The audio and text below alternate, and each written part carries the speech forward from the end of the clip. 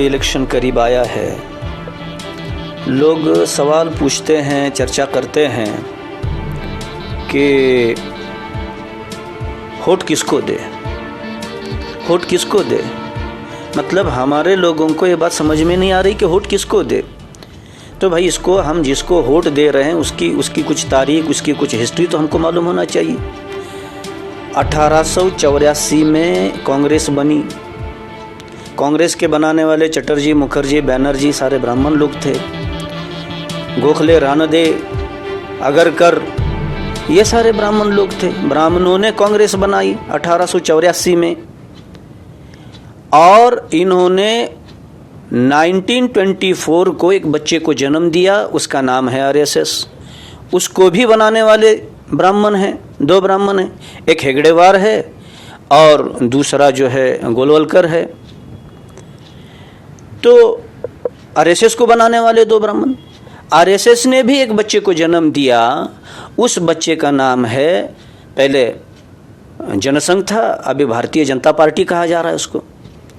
तो इसको भी बनाने वाले दो ब्राह्मण, एक श्यामा प्रसाद मुखर्जी और दूसरा जो है उपाध्याय।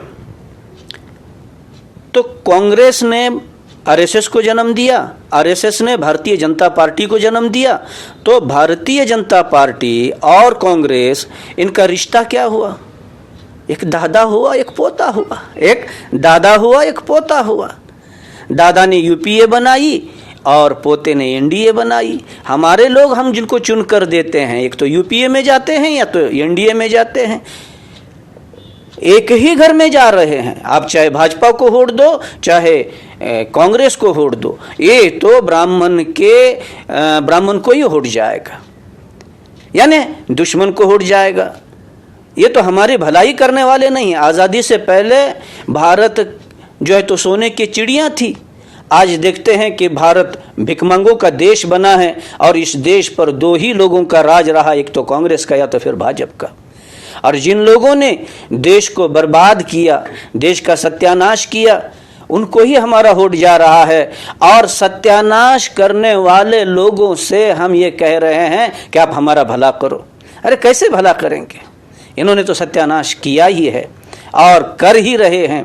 तो भाइयों, वोट किसको दे ये बड़ा मसला नहीं। आज 70 साल हो गए, हम अपना घर कब बनाएंगे, ये बहुत बड़ा मसला है। ये जो पिछड़े जाति के लोग हैं, ये जो दबे कुचले लोग हैं, ये जो परेशान हाल लोग हैं, ये इसी सरजमीन के भूमि पुत्र हैं, इसी सरजमीन के संतान हैं। और मुसलमानों, हम भी इस सरजमीन के संतान और भूमि पुत्र हैं। हम सारे पीसे जा रहे हैं जुल्म के चक्की में। हम सारे जो है तो दबे कुचले लोग, मजलूम लोग एक जगह पर आना चाहिए और हमें अपना घर बनाना चाहिए, हमें अपनी ताकत बनाना चाहिए। हम कम नहीं हैं, हम 85% है और हमारे ऊपर 3.5% वाला राज कर रहा है, 70 साल से राज कर रहा है। भला किसी पंचायत में कोई ब्राह्मण खड़ा रहे और उसको 3.5% सपोर्ट हो, क्या वो पंचायत का सदस्य बन सकता है? कभी भी नहीं बन सकता। जो पंचायत का सदस्य बन नहीं सकता, वो देश के पंचायत को 70 साल से चला रहा है और हम बर्बादी के कगार पर पहुंचे हैं, खात्मे के कगार पर पहुंचे। तो भाइयों, इस वक्त की एक जरूरत है कि हम अपना घर बनाए, हम अपनी ताकत बनाए, हम जो है तो अपनी पावर को बनाए।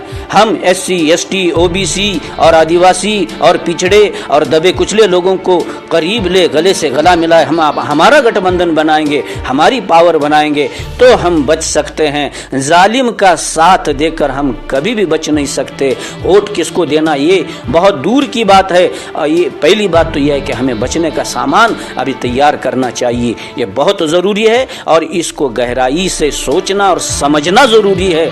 ये अगर समझेंगे तो फिर हमारे बचने का रास्ता खुल जाएगा और अगर हम इस बात को नहीं समझेंगे तो फिर हमारा बचना बड़ा मुश्किल है।